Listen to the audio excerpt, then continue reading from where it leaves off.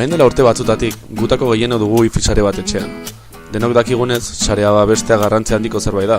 Gure datuen eta beste hainbat gauzen pribatutasuna bermatzeko asmoa badugu behintzat. Beraz, goazen wifi sarea babestera. Baina nola? Beno, horretarako egiten ari dira bideo hau.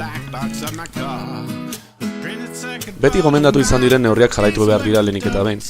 Routerrean bertan egin ditzakegun kudeaketa erres batzuen bitartez. Kontraseina mardul bat, autentikazio metodo egoki bat, edo SSID aldatzea. Gauza guzti hauek egiteko tutorial asko aurkitu daitezke interneten.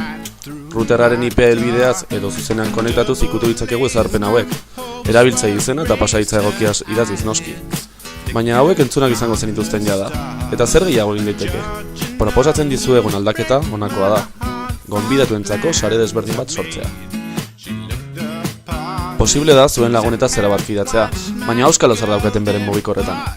Beren gailua malware batez kutsatuta balin badago, posible da sareko beste gailu batzuk ere kutsatu ahal izatea. Beraz, horiek egiteko ondorengoa egingo dugu. Router gehienak dute sare nagusitik aparte, beste sare bat sortzeko ahalmena, eta hori da egingo duguna. Lehenengo, beste aldaketen antzera, routerraren ezarpen panelera joko dugu. Modu egokian autentikatu eta gero, wifi edo sare inalambrikoen saiera joko dugu. Esan beharra dago routerrak ezarpen panel desberdinak izaten dituztela.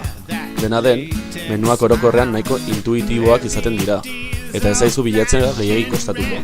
Behin sare gonbidatua sortzeko aukera non dagoen bilatzen dugunean, sare nagusian egingo genituzken ezarpen berberak egingo ditugu. Hau da, pasahitz mardul bat, autentikazio eta zifratu maila altua eta SSID aldatzea. Eta honaino gure tutorial xumea.